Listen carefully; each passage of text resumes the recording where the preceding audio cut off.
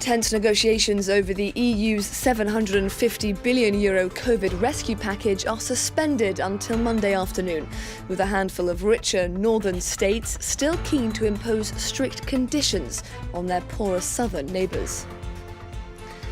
A new decree comes into force here in France, ordering everyone to wear face masks in indoor public spaces.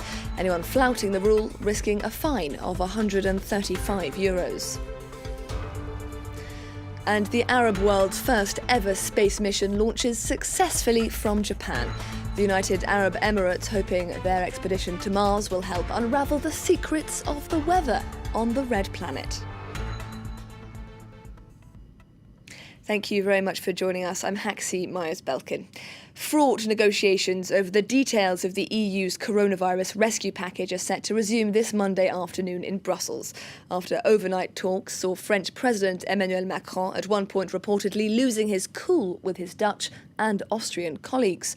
At the centre of the discussions, how much of the €750 billion package should consist of grants and how much should be loans. A little earlier, I spoke to our Brussels correspondent, Dave Keating. We are now on day 4 of a summit that was only supposed to last 2 days. Right now, they seem to be fighting over an amount of just $50 billion, which might seem like a lot, but in the wider context of this fund, it's not. The total fund is supposed to be €750 billion. That's to rescue economies from the economic damage caused by coronavirus.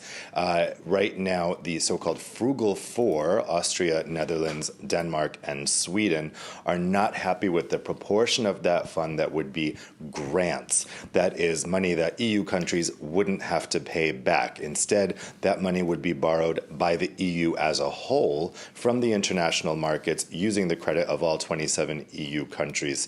And they don't like that idea. Now, in the last day, they were also joined by Finland, and the amount of the fund that would be made up of grants was progressively lowered and lowered over the past days. We seem to be reaching a kind of acceptance by the Frugal Four of an amount of $350 billion for grants, and then leaving also $350 for loans. But Francis Macron is not having it.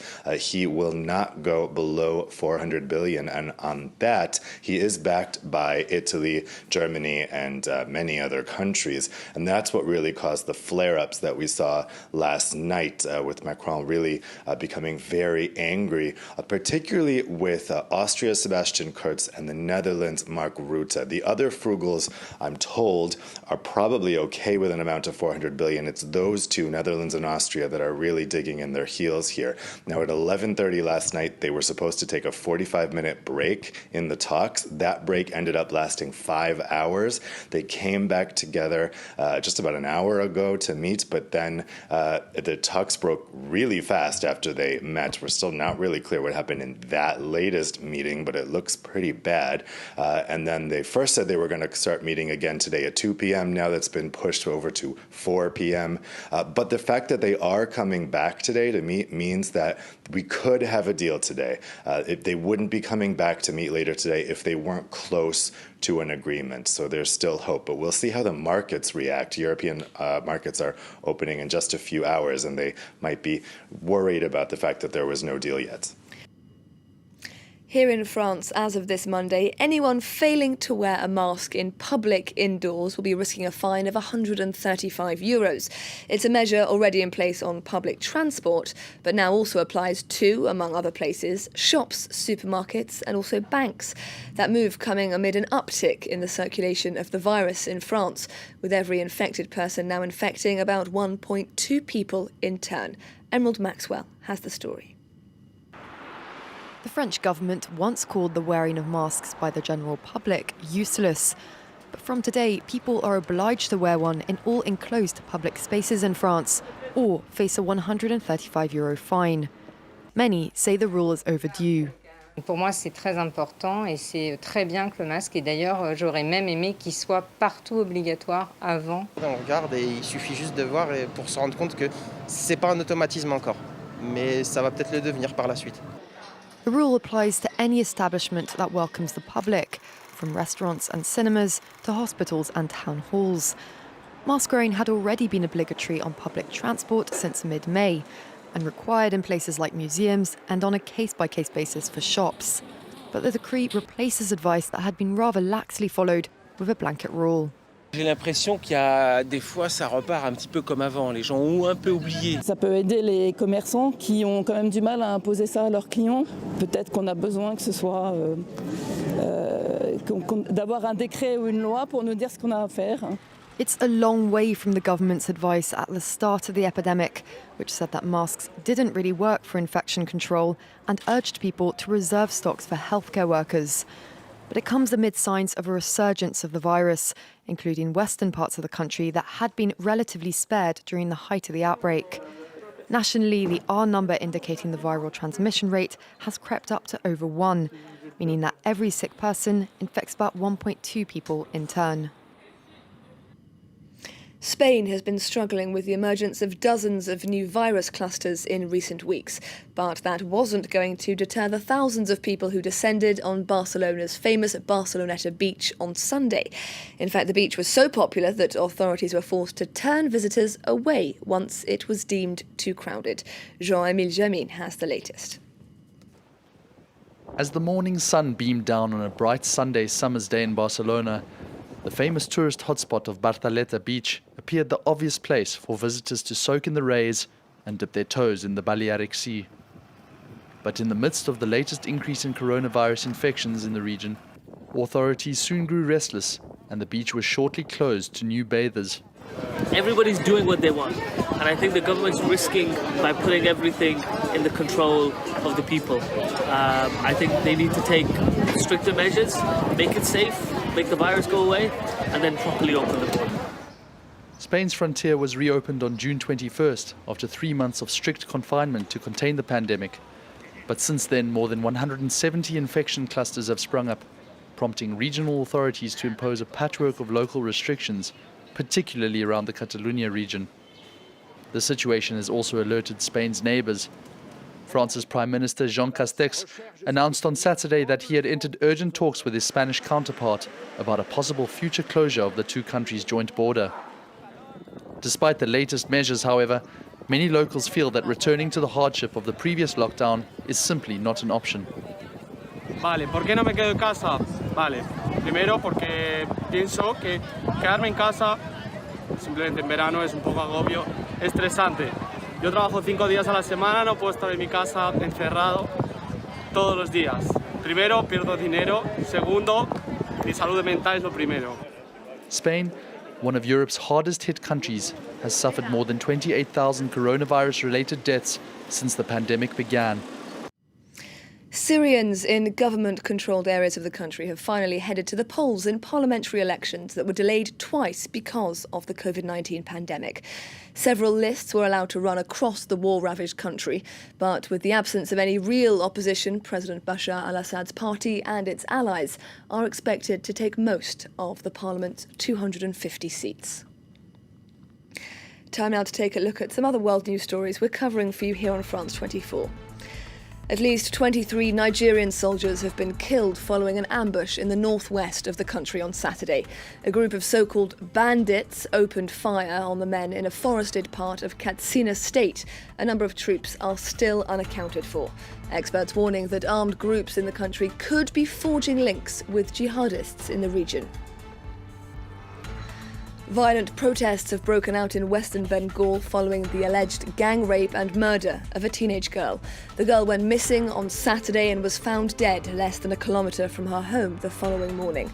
At least 3 police vehicles and 2 buses were destroyed in the rioting that followed. And Turkish President Recep Tayyip Erdogan has made a surprise visit to Istanbul's Hagia Sophia. That just days before the historic landmark is due to hold its first Muslim prayers after being reconverted from a museum to a mosque. Erdogan had described the decision almost a century ago to convert the building into a museum as a very big mistake. A spacecraft developed by the United Arab Emirates is now hurtling towards Mars following a successful launch in Japan.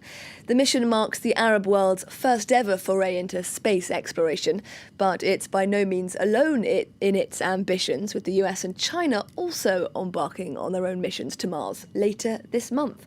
Well, for more on this, we can speak now with Marco Aliberti, Senior Research Fellow at the European Space Policy Institute. Thank you very much indeed for speaking to us here on France 24. What exactly is the UAE hoping to achieve with this mission?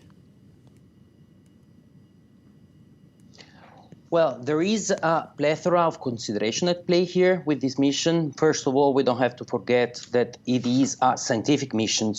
So the first objectives are related to the study of the Mars atmosphere.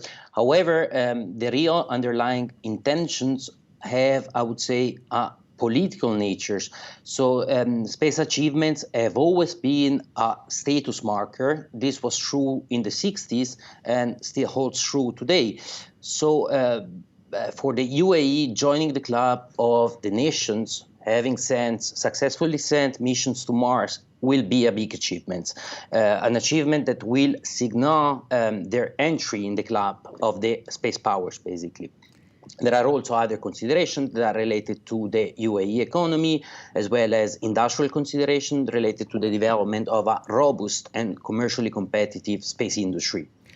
And just how dangerous is this mission? What's the likelihood it will achieve what it's setting out to do? So the mission, any exploration mission, and especially Mars exploration missions, are by default ultra-hazardous activities.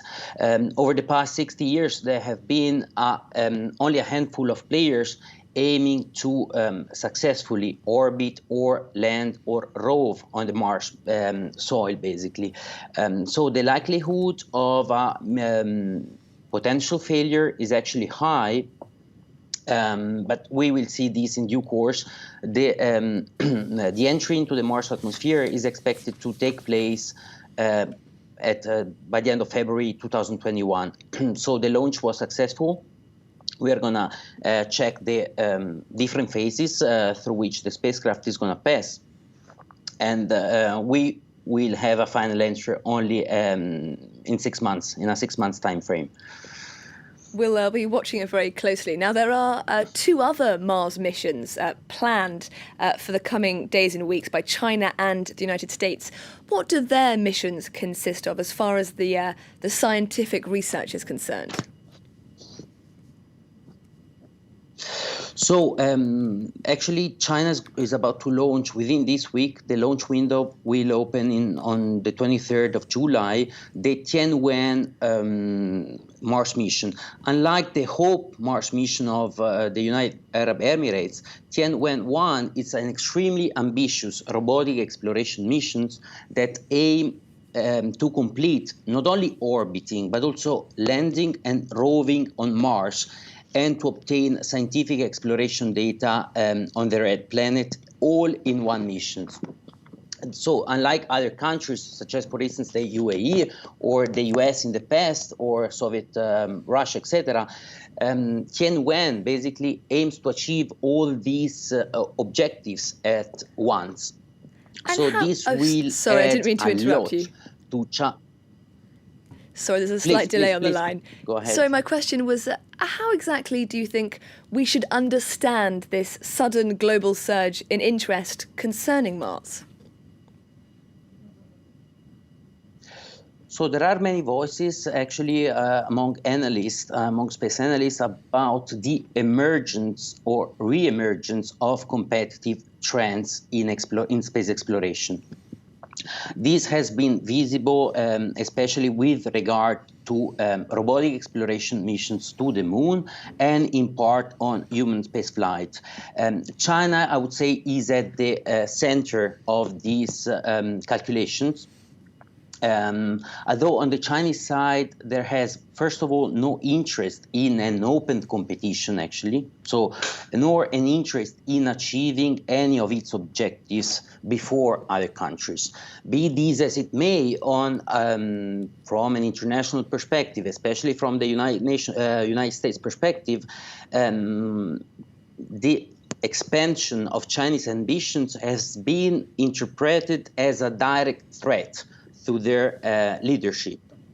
And many actually within the US have warned about the possibility for the US to lose this new space race. Marco We have to Aliberti, understand I'm that so the sorry, we US have to is cut that off there. We extremely have run out of time. I apologise. Thank you so much for speaking to us. Marco Aliberti, Senior Research Fellow at the European Space Policy Institute. Well, that's all we have time for right now. Thank you for watching and stay tuned. There's more news coming up in 15 minutes' time here on France 24.